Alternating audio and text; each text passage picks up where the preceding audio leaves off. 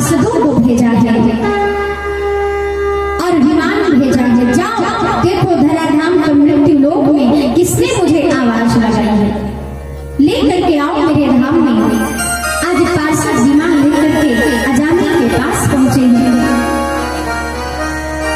क्योंकि वो उसने अंत समय में नारायण बोला है, जन्म जन्म नियत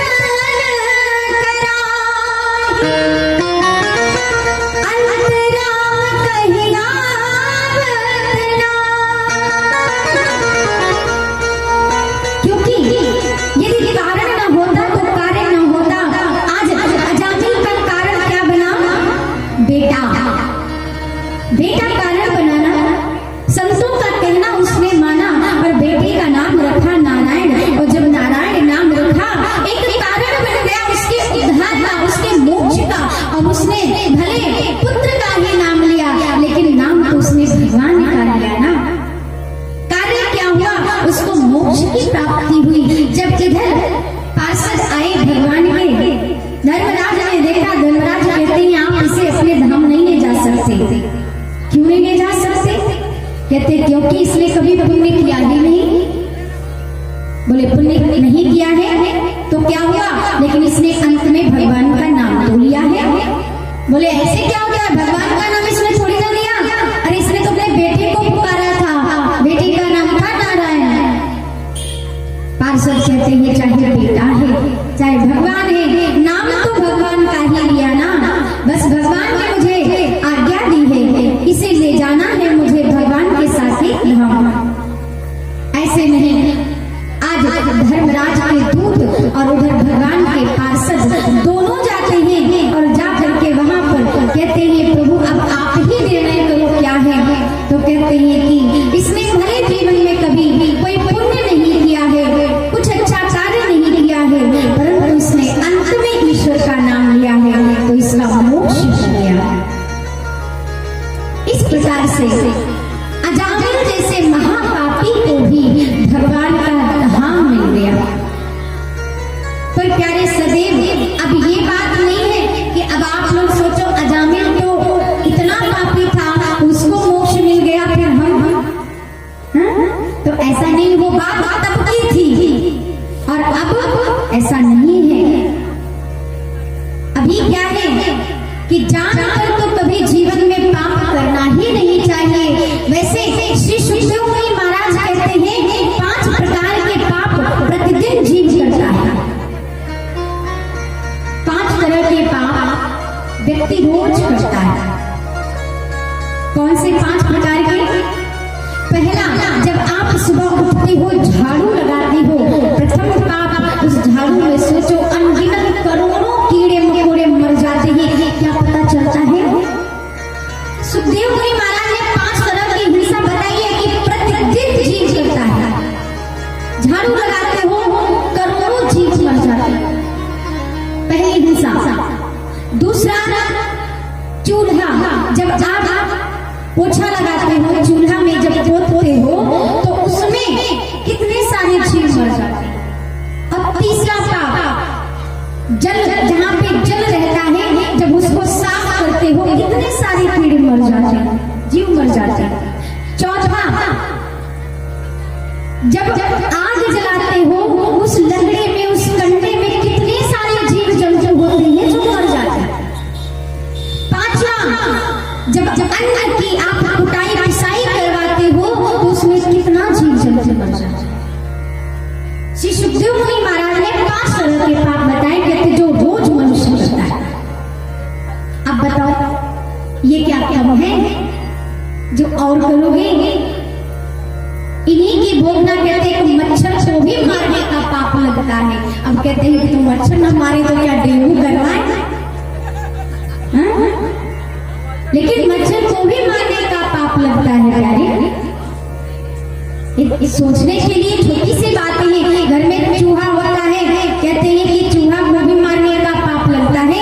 अरे उसको नहीं मारेंगे तो कपड़े काट देता है, अनाज खा जाता है, सब नुकसान करता है, मारना पड़ता है, पर उसका भी पाप लगता है।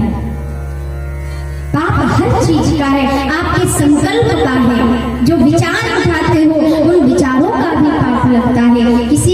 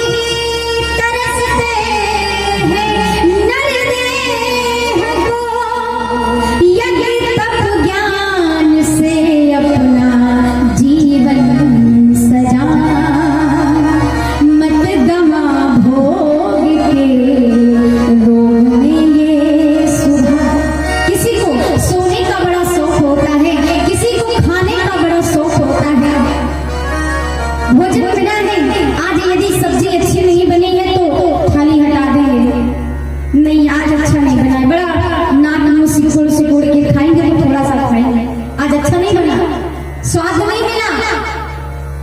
और सोना कहते हैं, भगवान कहता है मैंने 24 घंटे 8-8 घंटों में बांट दिया, 8 घंटे काम करो, 8 घंटे सो, 8 घंटे भगवान का भजन करो। लेकिन ये 24 घंटे यदि 8 घंटे कोई भजन करता है बताओ? नहीं। सोते हैं 8 के बदले 12-15 घंटे, काम भी उतना ही करते हैं। ठीक है, 12 घंटे काम करेंगे, सुबह 6 बजे से निकल जाएंगे, रात को 6, 7, 8, 10 बजे तक लोग आते हैं और फिर सो जाएंगे। तो बताओ भगवान का भजन कब करेंगे? कभी नहीं। भगवान कहता है 8 घंटे सोते हो, 8 घंटे सोते हो, कोई बात नहीं, 1 घंटा तुम मेरे लिए निकालो, लेकिन वो भी नहीं।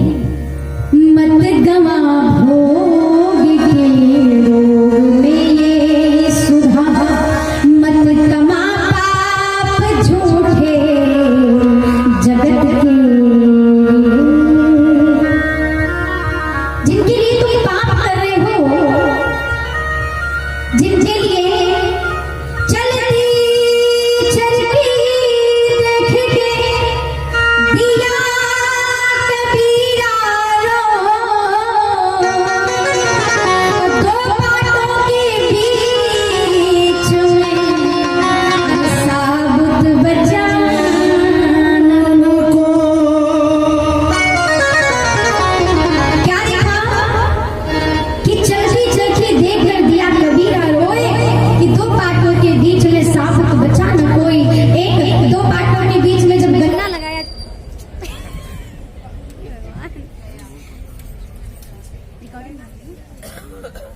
आवाज आ रही है? कहाँ हो रहा है भैया? दिमाग में जब आता है फिर हो जाता है भूल।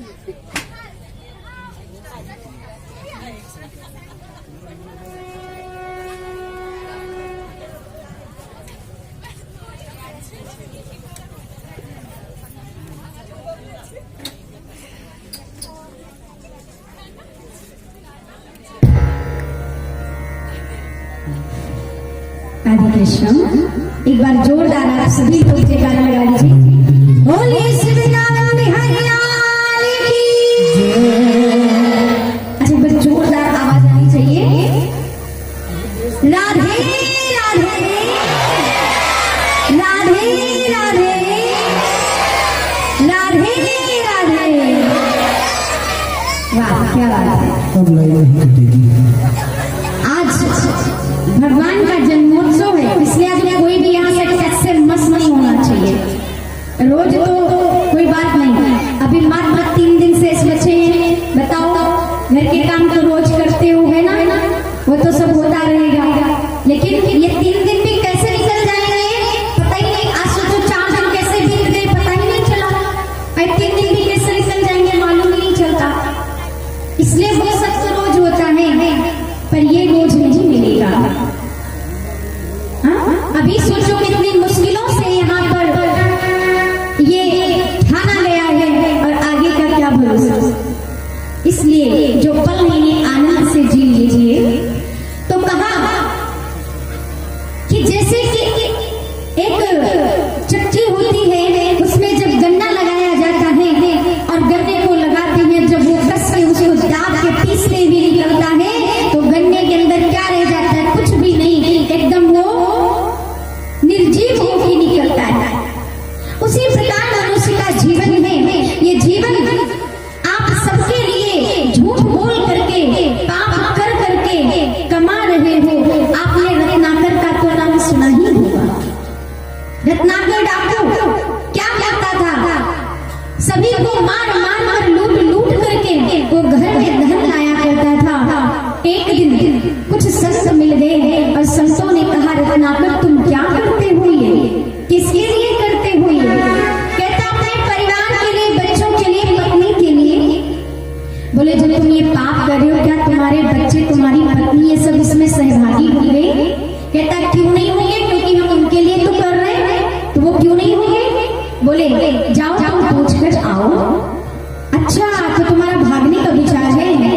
भागेंगे नहीं। तुमको अगर इतना भरोसा नहीं है तो मुझे यही पेड़ से बांध दो, वृक्ष से मुझे तुम बांध दो, तब जाओ पूछने, मैं यही रहूंगा। रत्नाकर ने उनको वृक्ष से बांध दिया और स्वयं चला गया घर में। पत्नी से पूछता है, बच्चों से पूछता है, माता पिता से पूछता है, सबसे पूछा, मैं जो ये हत्या करता हूँ, पाप करता हूँ, तुम्हारे लिए अन्न लाता हूँ, भोजन लाता हूँ, इस पाप के भागीदार आप सब बनोगे? सबने कहा मुझे सिर्फ भोजन से मतलब है, तुम कहाँ से लाते हो, कैसे लाते हो, उससे मुझे मतलब नहीं है, मैं पाप में तुम्हारे हिस्सेदार भागीदार नहीं बनूंगा। रत्नाकर की आंखें खुल गई। आज रत्नाकर रोते रोते संतों के चरणों में गिर गया, कहने लगा, प्रभु मैंने बहुत पाप किया है, बहुत मैंने पाप किया है, जिसके लिए कर रहा था वही तो मुझसे ऐसे बात करते हैं, बताओ मैं क्या करूं? उन्होंने कहा, जो किया सो किया, जीवन भर तुमने पाप किया है, चलो अब राम राम कहो, यही तुम्हारा मुक्ति का कारक बन जाएगा। उसने कभी राम का नाम लिया ही नहीं था, अंत में जब राम कहता है तो मुख से मरा निकलता है। आखिर में उसने कहा, कोई बात नहीं, आप मरा मरा कहो, लेकिन जब मरा मरा भी कहोगे ना तो अंत में वो सीधा ही हो जाता है, राम राम बदल जाता है। वही रत्नाकर मरा मरा कहते कहते उनके शरीर में बॉबी लग गई, दीमक लग गई, और वही अंत में जब जन्म हुआ तो वो वाल्मीकि जी कहलाए, जिन्होंने रामायण की रचना किया। वाल्मीकि जी ने रामायण की रचना किया। वाल्मीकि जी लौकुश के गुरुजी जी। सोचो, राम के नाम में वो ताकत है। भगवान कहता है, काम खोटे न कर प्राणी संसार में, नाव डूबेगी अब बीच मझधार में, क्या दिखाएगा मुख प्रभु के दरबार में। जब यहाँ से जाएगा तो भगवान जब दिखाएगा ना कैमरे में देख, तब तू क्या जवाब देगा? क्या दिखाएगा मुख प्रभु के दरबार में, सर्व सब खोद तूने जगत में।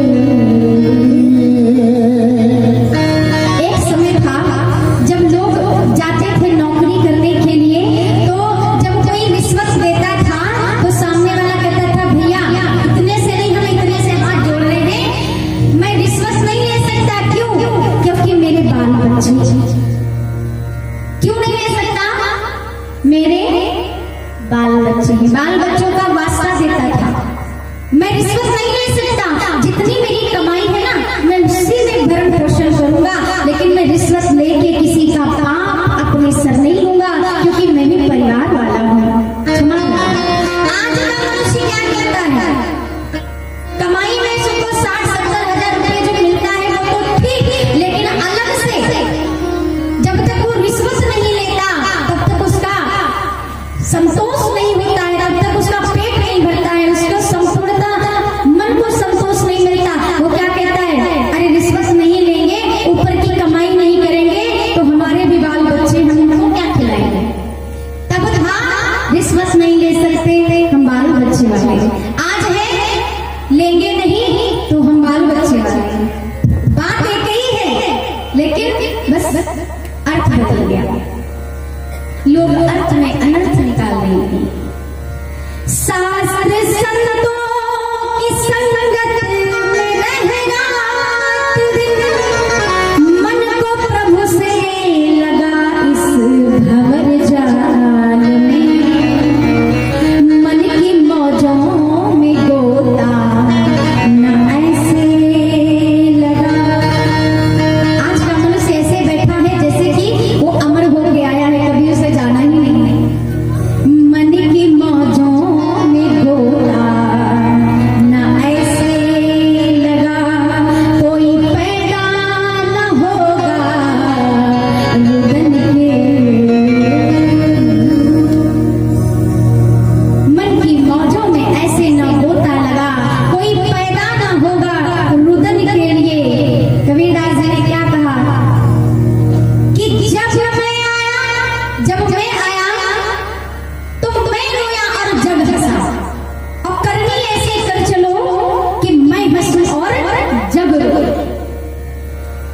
तो इसलिए और ऐसा ना काम करो कि लोग जिंदा हो तो भी तुम्हें कोसे और मर जाओ तो कहे गया तो बहुत अच्छा हुआ।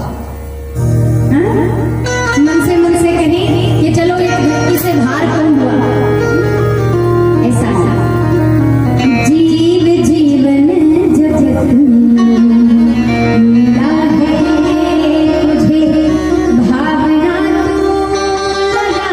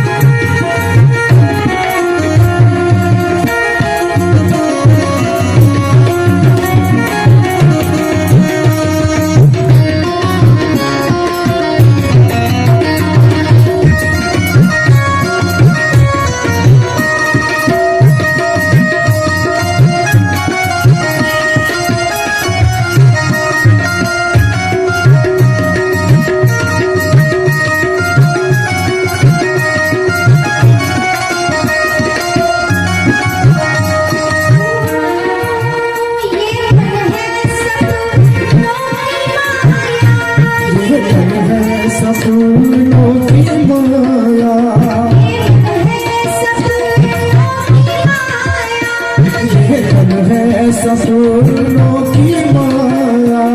वो आँख खुले कुछ लाई, भजन करो भाई, जीवन दो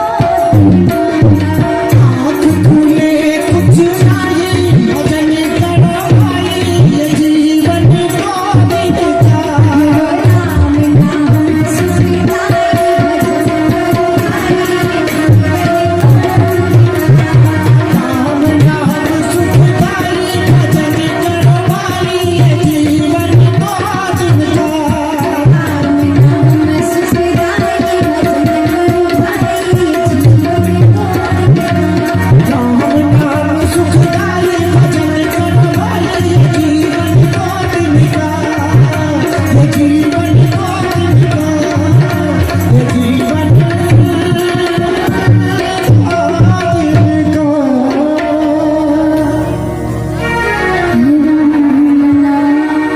सुखदाई, भजन करो भाई, ये जीवन दो दिन का। तो इस प्रकार आजादी का उद्धार होता है। आगे की कथा कल आपने जो सुना, भगवान ने हिरण्याक्ष का उद्धार किया है और हिरण्याक्ष और हिरण्यकश्यप की मां दिति मैया रो रही है। जब रोते हुए देखा, हिरण्यकश्यप कहने लगा, मां परेशान ना हो, मैं जा रहा हूं तपस्या करने और मैं ऐसा तप करूंगा और तप करके फिर मैं भगवान से वरदान मांगूंगा और फिर उसके बाद मैं बदला लूंगा। जिसने मेरे भाई को मारा है मैं उससे बदला लूंगा।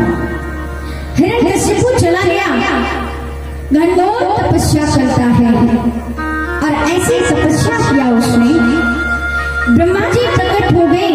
ब्रह्मा जी ने कहा, क्या चाहिए वत्स बताओ, मैं प्रसन्न हूं। हिरण्यकश्यप कहता है, मुझे अमर होने का वरदान दो। ब्रह्मा जी कहते हैं, अमरता का वरदान मत मांगो, क्योंकि जो इस संसार में आया है एक ना एक दिन मरना तो उसे अवश्य है।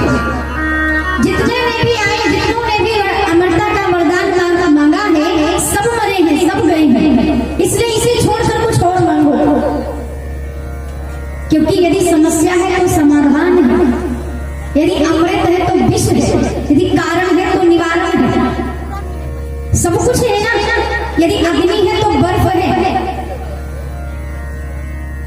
तो एक दूसरे का तोड़ है। इसीलिए ब्रह्मा जी कहते हैं, अमरता को छोड़कर चाहे जो कुछ भी मांग लो। जितने भी अमर होने का वरदान मांगे सब चले गए। वो कहता है, नहीं नहीं, मुझे तो चाहिए। क्या चाहिए? ना तो मैं आकाश में मरूं, ना तो मैं पृथ्वी पर मरूं, ना तो मुझे देवता मार सके, ना तो मुझे कोई मनुष्य मार सके, ना तो मुझे जीव कोई पशु पक्षी जानवर मार सके, और ना तो मैं अग्नि से मरूं, ना मैं कोई अस्त्र शस्त्र से मरूं, ना तो मैं जल में मरूं, कैसे भी नहीं। ब्रह्मा जी बोले, ठीक है, तथास्तु।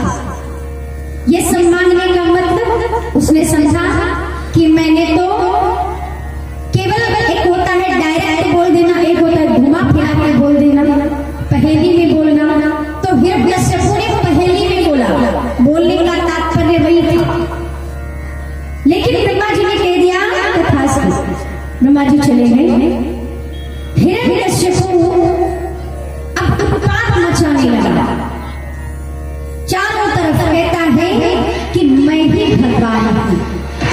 बस सदैव याद रखना कि मनुष्य कभी भगवान नहीं होता। मनुष्य अच्छे कर्म करेगा तो पुण्यात्मा बन सकता है। मनुष्य यदि धर्म का संदेश देगा तो धर्मात्मा बन सकता है।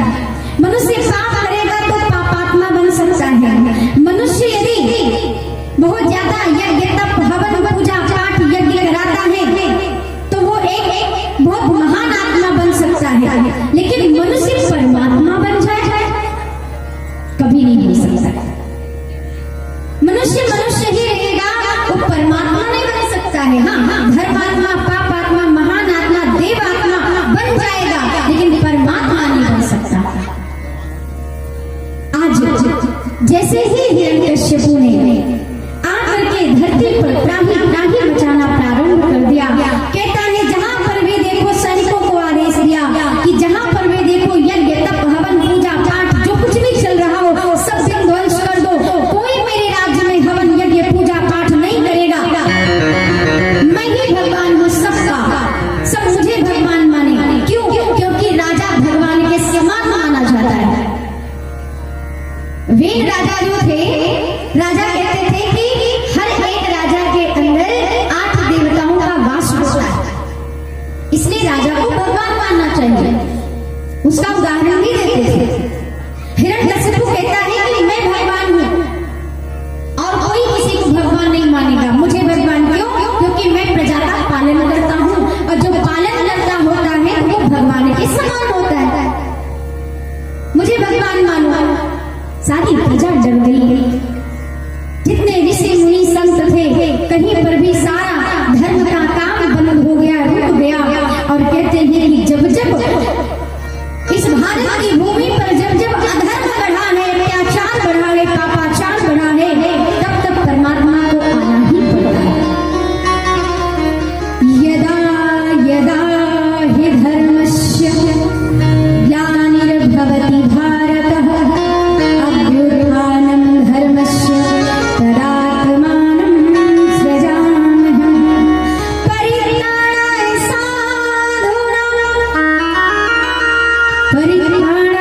साधूनां धर्म संस्थापनार्थाय संभवामि युगे युगे। जब जब अधर्म होता है, धर्म की ग्लानि होती है, हिंसा बढ़ती है, पाप बढ़ता है, तब भगवान किसी न किसी रूप में अवतार ग्रहण करते हैं, अवतार लेते हैं।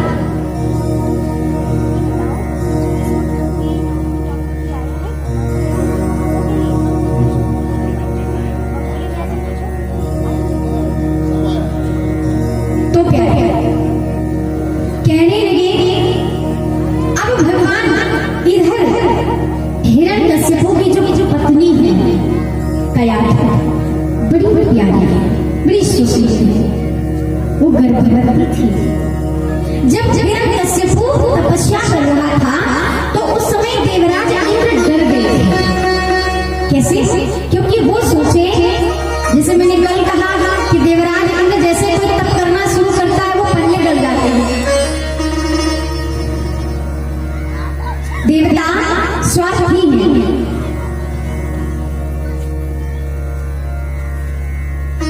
देवता थे स्वार्थी, दौड़े अमृत के लिए।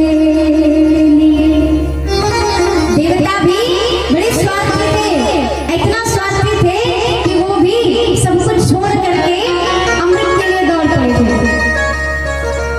हम नमन उनको करेंगे, किनको करेंगे? हम नमन उनको करेंगे जो पिए विष के लिए। देवता थे स्वार्थी, दौड़े अमृत के लिए। देवता सदैव स्वार्थ का काम करते हैं। देवता थे स्वार्थी, दौड़े अमृत के लिए। अरे हम नमन उनको करेंगे जो पिए विष सबके लिए। वो कौन है? महादेव। तो इधर देवराज इंद्र डर गए। उन्होंने क्या किया? कयाधु का हरण कर लिया, उनको लेकर जा रहे थे। बीच में नारद जी मिल गए, कहते देवराज इंद्र ये तुम क्या कर रहे हो? बोले कि अभी तो हिरण्यकश्यपु ही तपस्या कर रहा है और मैं उसकी पत्नी को लेकर जा रहा हूं। बोले गलत कर रहे हो, क्योंकि ये गर्भवती है और इनके गर्भ में संतान है जो भगवान की अनन्य भक्त होगी और उसको लेकर के जा रहे हो, ये पाप मत करो। उसको नारद जी अपने आश्रम में ले आए हैं।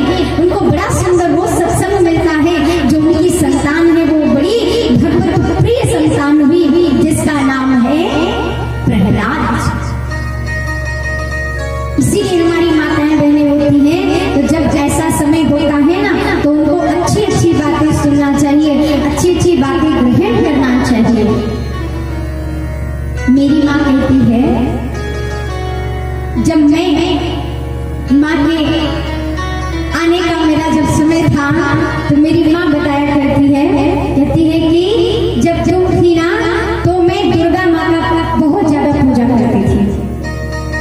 मेरी माँ स्वयं बताती है कि मैं दुर्गा जी की बहुत पूजा करती थी और मैं शिव जी की अनन्य भक्त थी, और आज वही प्रत्यक्ष है कि मैं शिव जी मेरे परम आराध्य, मेरे इष्ट हैं। तो ये असर बच्चों के ऊपर अवश्य पड़ता है। हम 4 भाई बहनों में सबसे बड़े हम, और हम ही इस लायक हैं।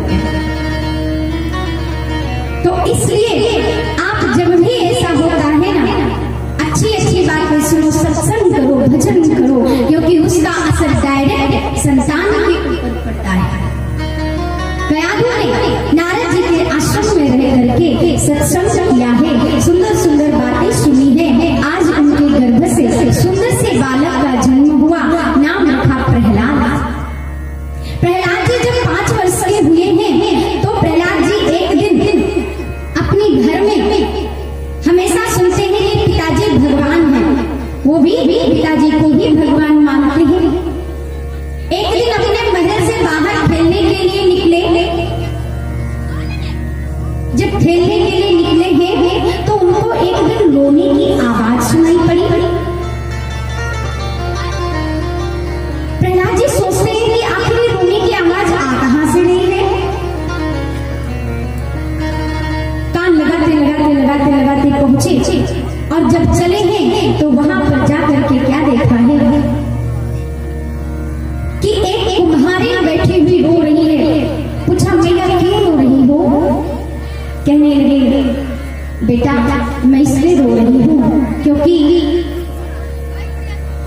मैंने 3 लिंगी के बच्चे पाले थे बड़े प्यार से, और वो ना जाने कब इस मिट्टी के पात्र में बैठ गए और मैंने उनको आग पर चढ़ा दिया था पकने के लिए, उसी में वो बच्चे भी जलकर मर गए। तो इसलिए मैं भगवान को बुला रही हूँ कि हे भगवान, आप आओ और मेरे बच्चों को प्राणदान दो, जीदान दो। प्रहलाद जी कहते हैं, हम भगवान को बुला रही हूँ? बोले हाँ।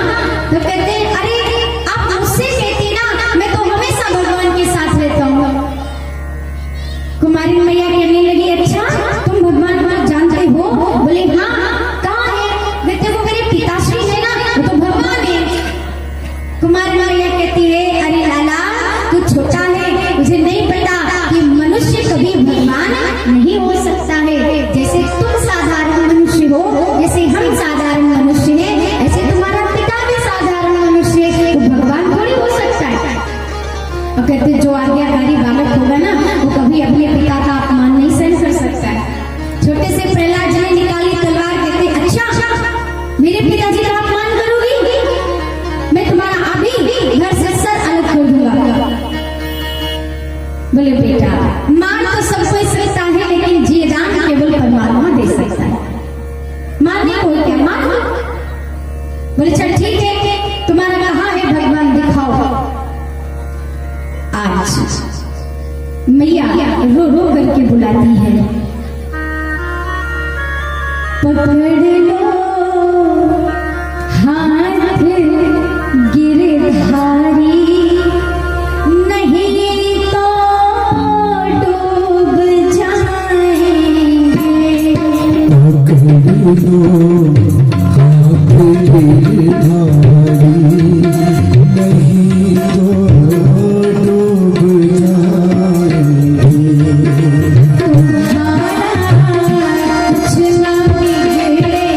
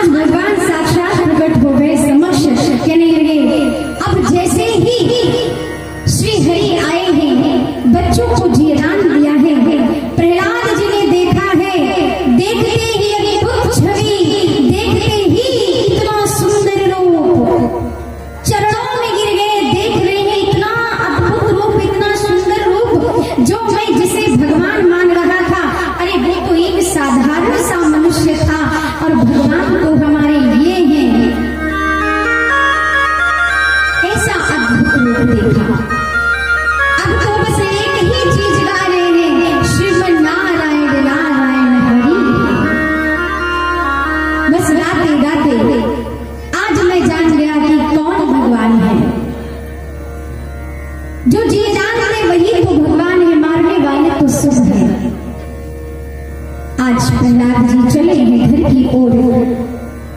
जैसे ही महल में प्रवेश हुए हैं, पिता ने पूछा, ये हमारे शत्रु का नाम कौन ले रहा है? सैनिक गए हैं, देखते हैं, कहते हैं, अरे राजन, कोई और नहीं है, ये आप ही के राजकुमार हैं प्रहलाद जी। बुलाकर आज प्रहलाद जी को अपनी गोद में बिठाया है और हिरण्यकशिपु कह रहा है, बेटा उसने तुम्हारे चाचा को मारा है और वो हमारा बैरी है, वो हमारा शत्रु है, आप उसे क्यों नाम ले रहे हो? शत्रु को कभी याद नहीं किया जाता है। लेकिन प्रहलाद जी कहते हैं, पिताश्री नहीं, वो शत्रु नहीं है, वो बैरी नहीं है, वो भगवान है, हमने उन्हें देखा है। नहीं बेटा, भगवान तो तुम्हारा मैं हूं ना। कहते नहीं, मनुष्य भगवान नहीं हो सकता, आप तो मनुष्य। अब हिरण्यकशिपु को क्रोध आ गया, कहते जाओ इसे लेकर के गुरुकुल में डालो और गुरुकुल में इसको शैतानी विद्या सिखाओ। गुरुओं को बुलाया गया, गुरुओं से कहा, इसको जितना हो सके सारी राक्षसी विद्या सिखा दो, सारी शैतानी विद्या सिखाओ, और जहां तक ये सबसे पहला प्रयास करो, इसके मन से ये जो श्री हरि श्रीमन नारायण निकलता है ना, ये बैरी को भूल जाए, शत्रु का नाम जपना छोड़ दे। अब गुरु सब लेकर के तो गुरुकुल पहुंच गए प्रहलाद जी को, और जब तक पढ़ाई करे तब तक पढ़ाई करे, और जैसे पढ़ाई बंद, गुरु जी तो अपने कक्ष में चले जाते हैं और प्रहलाद जी अपनी टोली बना करके बैठ जाते हैं और बस श्रीमन नारायण नारायण हरि है, ज्ञान की बातें बताते हैं, सबको उपदेश देते हैं। प्रहलाद जी के जितने भी साथी सहपाठी हैं वो कहते हैं, प्रहलाद जी अभी तो हम लोगों की खेलने खाने की उम्र है, पढ़ने की उम्र है, कहाँ ये भगवान भाव भक्ति लेकर बैठे हो? प्रहलाद जी कहते हैं, ये खेलने खाने की उम्र नहीं है, हर घड़ी अंतिम घड़ी है, हर घड़ी अंतिम घड़ी है। अच्छा, कुछ दिन तक तो बच्चों को समझ में नहीं आता, लेकिन धीरे धीरे बच्चे भी समझने लगते हैं। एक दिन हिरण्यकशिपु स्वयं आया, कहता है, मैं जरा देखूं तो सही। यहाँ पर आकर के देखा तो क्या देखता है कि आज एक दिन गुरु जी के पेट में दर्द होने लगा। जब दर्द होने लगा तो बार बार कह रहे, हिरण्यकशिपु नमो नमः, हिरण्यकशिपु नमो नमः। प्रहलाद जी कहते हैं, अरे गुरु जी एक बार तो ये तो कहो, श्री हरि श्री हरि श्री हरि। कहते क्या क्या है श्री हरि? श्री हरि कहने से क्या होगा? और जैसे कहा कि श्री हरि कहने से क्या होगा, पेट की दर्द गायब हो गई। उधर उनके गुरु जी भी आप साथ में नाच नाच के गा रहे हैं, श्रीमन नारायण नारायण हरि। और जैसे ही नाच नाच के गा रहे हैं, हिरण्यकशिपु आता है, देखता है, प्रहलाद जी को तो पकड़ कर ले जाता है और गुरुओं से भी कहता, हमने तुमको कहा था शैतानी विद्या सिखाना, अब तुम भी उसके संग नाच रहे हो। हाँ? ये क्या मैं देख रहा हूँ? आज प्रहलाद जी को पकड़ कर ले गया और वहां पर जा के माँ से कहता है, प्रहलाद जी की माँ से कहता है, इसे समझाओ, जहर भेजा है। आज माँ कहती है कि बेटा इसे मत पी, लेकिन उसने, प्रहलाद जी ने जहर को भी पी लिया, वो अमृत बन गया। जब देखा, अरे बिस्से नहीं मरा, ये तो बच गया। थोड़ी देर बाद में कहते कैसे माने कैसे समझे, उसको ऊंचे ऊंचे पर्वतों से नीचे डाला गया, फिर भी बच गए, हाथी के नीचे कुचलवाया गया, फिर भी बच गए, उनको जमीन में दफन कर दिया गया, फिर भी जिंदा बच गए। उसके बाद में कहता है कि अब मैं अपनी बहन को बुलाऊं, लास्ट आखिरी चांस है। अपनी बहन होलिका को बुलाता है, होलिका को बुलाया है, होलिका आई है। होलिका ने भी ब्रह्मा की तपस्या करके एक अमरता की चुनरी प्राप्त किया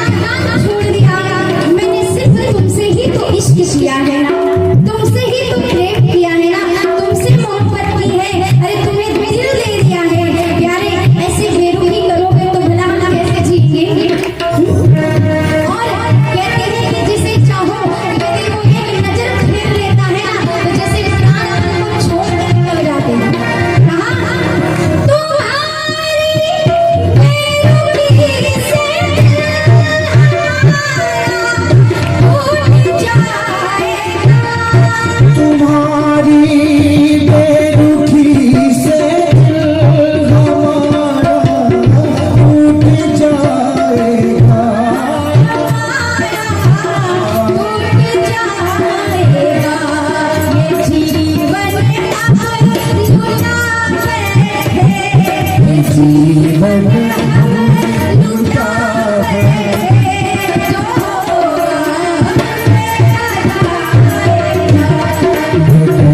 तुमसे लगा बैठे हमसे लगा बैठे जो होगा देखा जाएगा।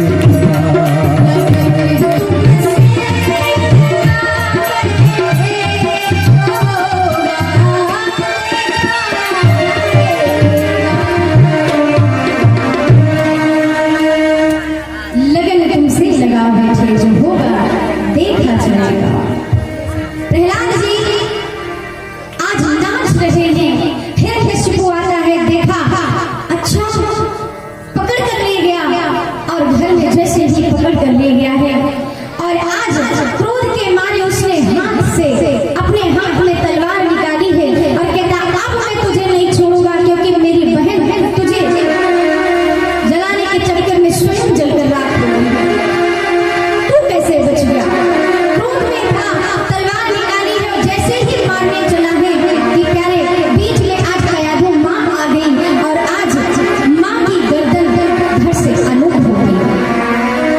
जैसे ही माँ मृत्यु को प्राप्त हो गई है, आज प्रहलाद जी खुशी के मारे नाच रहे हैं, गा रहे हैं। हिरण्यकशिपु कहता तेरी माँ की मृत्यु हो गई और तू नाच रहा है। प्रहलाद जी कहते हैं पिताश्री जीवन ही तो मृत्यु है, मृत्यु ही तो जीवन है। जो संसार में आया है एक ना एक दिन उसे तो जाना है। इसमें रोना कैसा, इसमें दुख कैसा पिताश्री? नौधा भक्ति अपने पिताजी को समझा रहे हैं। नौधा भक्ति के बारे में बताया है, प्रथम भगति संतन करिशंगा और दूसरी रति मम कथा प्रसंगा। नौधा भक्ति बताई है और नौधा भक्ति बड़ी प्यारे बड़ी कठिन होती है, लेकिन उसमें से भी यदि दो चीजें धारण हो जाए तो जीवन सफल हो जाए।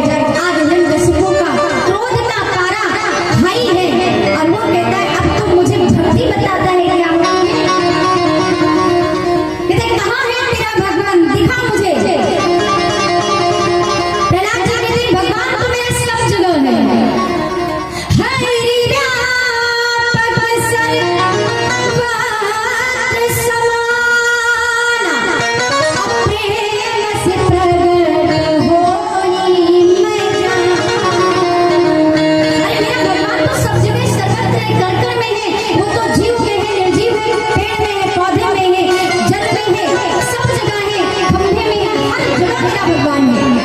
अरे क्या तेरा भगवान इस खंभे में भी है? भगवान आज प्रहलाद जी कहते हैं इसमें भी है। अच्छा ठीक है तो दिखा। कहते हैं तेरे पूजन को भगवान बना मन मंदिर आलीशान। तू ही जल में, तू ही थल में, तू ही वृक्ष के पातल में, तेरी लीला अजब महान बना मन मंदिर आलीशान। भगवान सब जगह है। अच्छा जैसे ही कहा इस खंभे में है, प्रहलाद जी कहते इसमें भी है और निकाली तलवार। हिरण्यकशिपु ने ज्यों मारा खंभे पर, खंभे को फाड़ करके आज नरसिंह भगवान प्रकट हो गए। बोले नरसिंह भगवान की।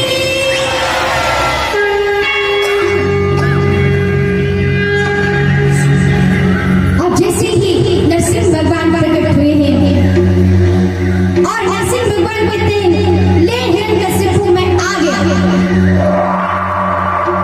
आज उनको अपनी जंघाओं पर बिठाया है और हिरण्यकशिपु को पकड़ करके पेट को फाड़ दिया। और जैसे कहते हैं सुनो देखो हिरण्यकशिपु तुमने कहा था कि मैं अमर हूँ, लेकिन इस संसार में कोई अमर नहीं होता। कैसे? क्योंकि मैं तुझे ना अस्त्र से मार रहा ना शस्त्र से मार रहा, क्योंकि मैं तुझे अपने नाखूनों से मार रहा।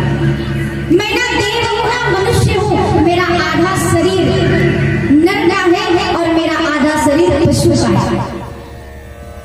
इसलिए मैं नर शिव हूँ और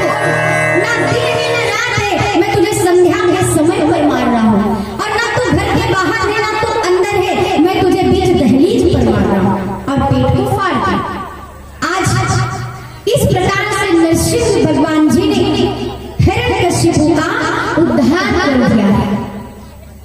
हिरण्यकशिपु का उद्धार हुआ। आज बहुत ही क्रोध में है भगवान।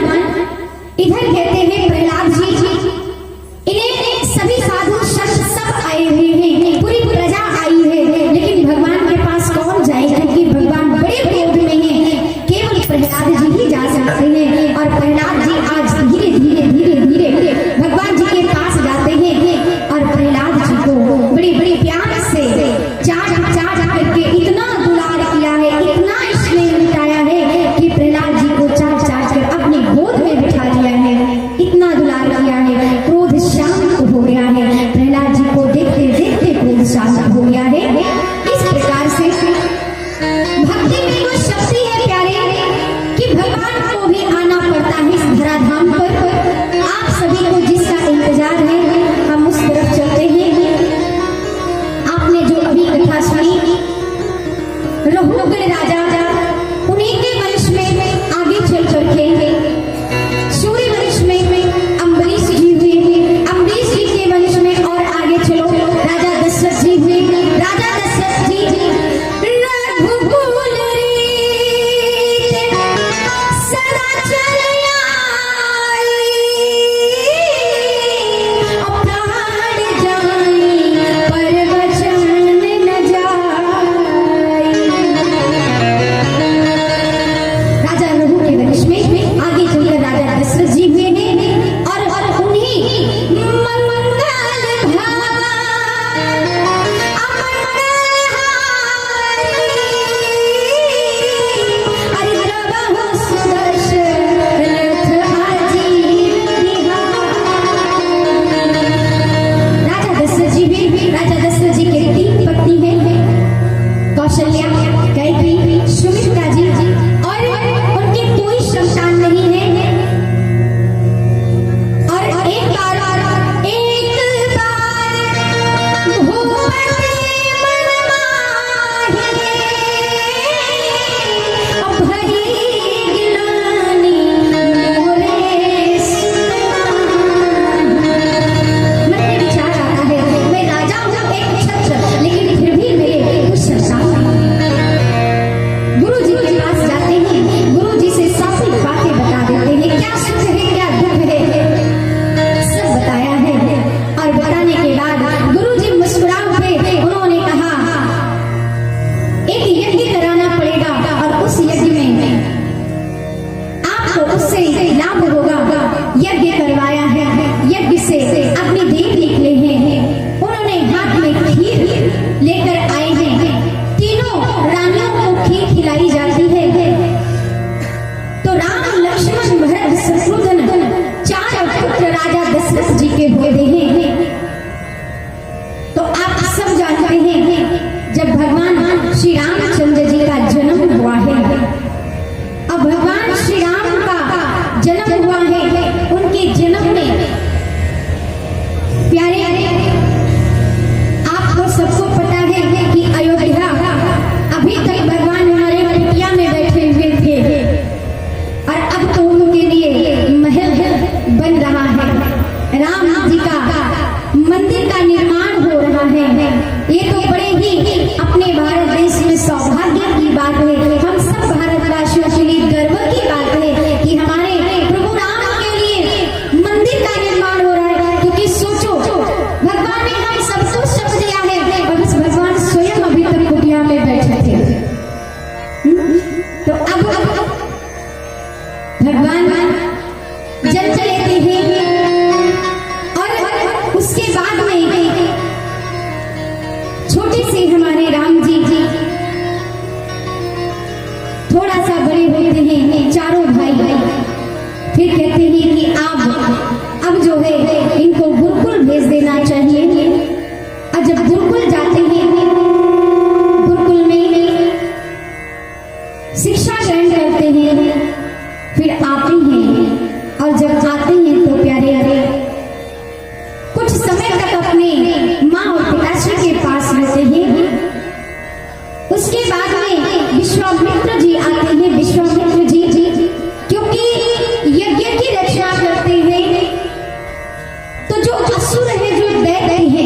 वो यज्ञ को विध्वंस कर देते हैं, सफल नहीं होने देते हैं। इसलिए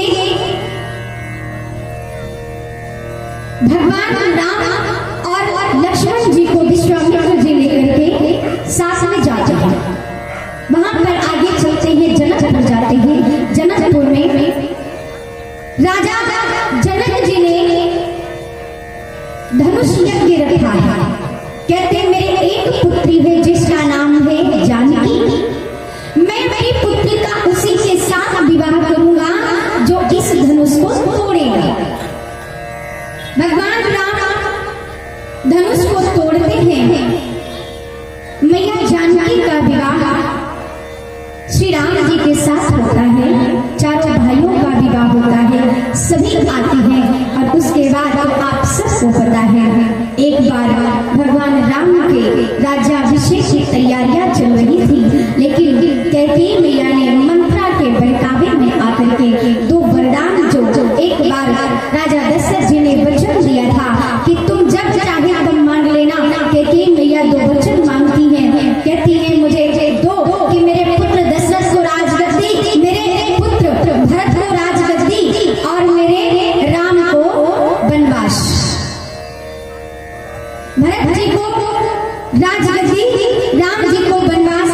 दशरथ जी जैसे ही सुनते हैं, राम जी ने सुना, राम जी सुबह उठ करके तैयार हो गए वन पर जाने के लिए। राम सीता लक्ष्मण वन की ओर चल देते हैं। दशरथ जी राम राम राम कहते कहते उनका प्राण हो जाता है राम के वियोग में। राम जी आगे चले हैं, गंगा मैया को पार किया है, पार करके आगे चलते हैं, कुटिया बनाते हैं, वहां रहते हैं। उसके बाद रावण आता है, माँ सीता को हरण करके ले जाता है। भगवान जाते हैं, पता लगाते हैं, रावण का उद्धार करते हैं और पुनः अयोध्या वापस आते हैं। राम कथा बड़ी ही अद्भुत है, बड़ी ही प्यारी है, लेकिन समय को देखते हुए हम जिसका इंतजार कर रहे हैं, प्रतीक्षा कर रहे हैं, उस ओर बढ़ते हैं। और हाँ, अगर हो सका तो अगले वर्ष राम कथा करेंगे। सुनना है, 2 साल तो भागवत हो गई, पिछले वर्ष भी और इस वर्ष भी, लेकिन अगले वर्ष राम कथा, ठीक ना? तो इसलिए जजमानी कह रहे हैं नहीं, मैं नहीं सुनी। अच्छा, राम कथा नहीं सुनेंगे? तो प्यारे आनंद सबका लेना चाहिए। तो आगे चलते हैं। भगवान मर्यादा पुरुषोत्तम श्री राम त्रेता युग में आए सूर्य वंश में। फिर त्रेता युग के बाद में आया द्वापर युग। सूर्य वंश से चंद्र वंश की शुरुआत हुई। चंद्र वंश में भगवान कृष्ण के आने से पहले कौन आया? क्योंकि भगवान बिना कारण के कभी नहीं आते हैं। कारण क्या था? कारण कंस था। कंस का जन्म कैसे हुआ? जो मधुपुरी के राजा, मधुपुरी यानी मथुरा, मथुरा के राजा उग्रसेन जी हैं। और उग्रसेन राजा, उनकी पत्नी है पवन रेखा, उनकी कोई संतान नहीं है। उनके छोटे भाई की संतान है, लेकिन इनके नहीं है, उग्रसेन जी के नहीं है। पवन रेखा उग्रसेन महाराज जी से कहती है, स्वामी आपकी कोई संतान नहीं है। तो कहते कोई बात नहीं, हमारे छोटे भाई के तो है ना बच्चे। अरे अपने नहीं तो क्या हुआ? बोले नहीं, हर स्त्री चाहती है कि मैं मांगू, पर नहीं है भाग्य में, किस्मत में, तो क्या करोगे? तो कहते हैं हाँ बात सही है। एक दिन पवन रेखा अपनी सखियों के साथ बगीचे में टहलने के लिए गई है। और जिस बगीचे में टहलने के लिए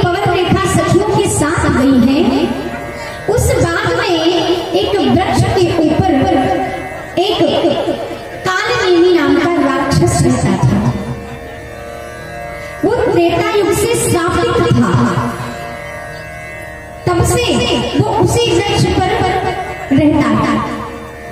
आज जब उसने पवन रेखा को देखा तो उसके मन में विचार आया कि मेरे मुक्ति का साधन ये पवन रेखा है। अगर आज मैंने अपना उद्धार नहीं किया तो मैं सदैव ऐसे ही राक्षस बनके मैं यही पड़ा रहूंगा, मेरी अब कहीं मुक्ति होने वाली नहीं है। जब पवन रेखा को देखा तो आज उसने अपनी माया का प्रारूप रच दिया और ऐसी माया रची कि काले काले घनघोर अंधियारे बादल उमड़ उमड़ कर आने लगे। ऐसे घनघोर आंधी तूफान चलने लगा कि सारी सखियां उस आंधी तूफान में इधर उधर हो गई। और जब सारी सखियां इधर उधर हो गई, पवन रेखा अकेली रह गई उस वृक्ष के नीचे। जब पवन रेखा अकेली रह गई तो आज वो उग्रसेन का रूप बनाकर उनके पास आ गया और कहता है प्रिय घबराओ मत, मैं आ गया। पवन रेखा कहने लगी अरे स्वामी तुम यहाँ कैसे आ गए, क्योंकि आप तो घर पे थे, महल में थे, आप यहाँ कैसे आए? और राक्षस पति के रूप में आया है और बनावटी वेश में कहता है अरे देवी मैं आपका जीवन साथी हूँ ना, और आप ऐसे मुश्किल के समय में हो और यदि मैं ना आऊँ तो मेरा जीवन साथी होने का मतलब क्या है? अब कहता है पवन रेखा से देवी मौसम देखो ना कितना सुहाना है, काले काले अंधेरे बादल हैं और चारों तरफ ये हवा चल रही है। इस समय पर हम और आप अकेले हैं, कोई भी नहीं है। उसने अपने मन की बात कही है पवन रेखा से। तो पवन रेखा बोली पति ऐसा मत कीजिए, अरे दिन रात किए पुण्य सब छीने। बोली पति ऐसा मत कीजिए, दिन रात किए पुण्य सब चीजें। कहती है स्वामी दिन में ये कार्य नहीं करना चाहिए क्योंकि हमारे पुण्य नष्ट हो जाते हैं, क्योंकि हर कार्य के लिए एक समय निर्धारित किया गया है। दिन के कार्य जो है वो दिन में करो और ये सारे कार्य रात्रि के हैं तो रात्रि में करना, क्योंकि दिन में करने से जितने भी हमने जीवन में पुण्य किए हैं सब समस्त नष्ट हो जाते हैं। कहने लगी आज पवन रेखा ने जैसे ही ये बात कही है और काल में ही कहता है क्या करूं मैं, यही तो एक उचित समय है अपने उद्धार करने का। उसने बलपूर्वक उनके साथ में छोड़ दिया है। पवन रेखा ने जब देखा कि ये मेरा पति नहीं है, ये तो कालदेवी राक्षस है और इसने मेरे साथ बलपूर्वक छल किया है, अब क्या करूं? उसने पवन रेखा ने कहा मैं तुम्हें श्राप दे दूंगी। वो कहने लगा देवी त्रेता युग से ही श्रापित मैं यहाँ पेड़ पे लटका हूँ, कब से अपने उद्धार का रास्ता आज मैंने खोजा है। यदि मैं आपके पति का रूप बनाकर ना आता तो मेरा उद्धार भी नहीं होता। और हाँ एक बात, आपके कोई पुत्र नहीं है ना, आपके कोई संतान नहीं है ना, तो सुनो जो मेरा अंश आपके गर्भ में है ना, बड़ा प्रतापी बड़ा ही उसके जैसा सूरवीर इस सृष्टि पे कोई दूसरा नहीं होगा। ये बात याद रखना। आपको पुत्र चाहिए ना, आज पुत्र के लोभ में पवन रेखा ने इस बात को छुपा दिया। और जैसे ही छुपा दिया काम जगावे कामिनी और लोभ जगावे राम और संत जगावे प्रेम रस मिले तेरा कोना। कहा कि अब जैसे ही पुत्र की बात आई तो पवन रेखा ने उस बात को छुपा दिया। जो हुआ मिट्टी डालो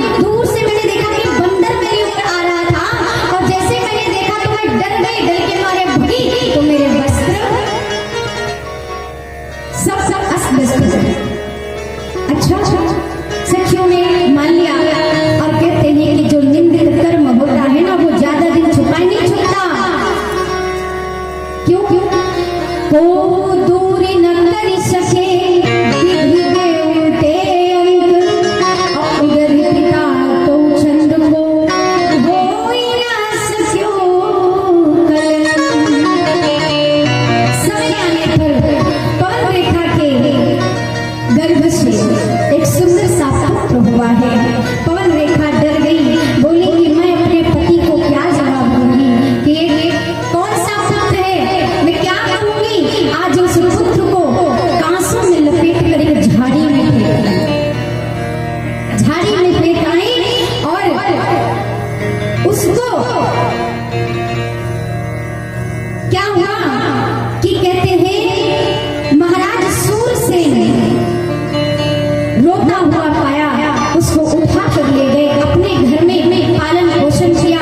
कंस बड़ा हुआ, कंस क्यों कांसों में लपेटा हुआ मिला इसलिए कंस नाम रख दिया।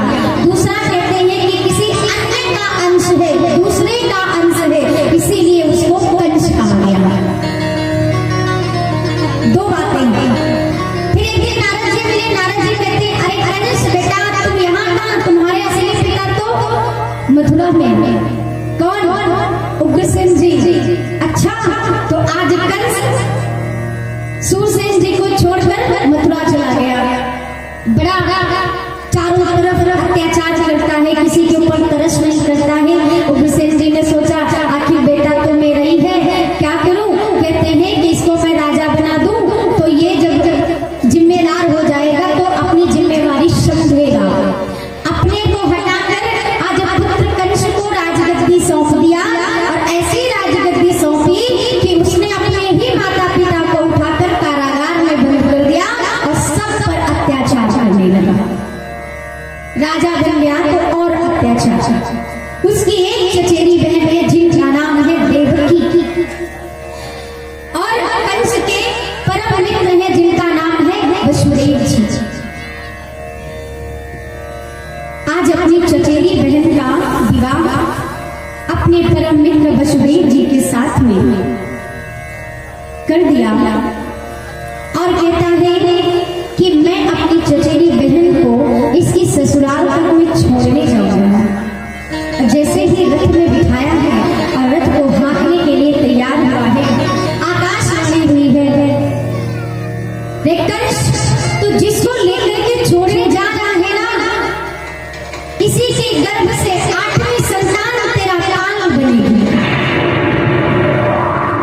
और जैसे ही आकाशवाणी हुई कंस का दिमाग घूम गया।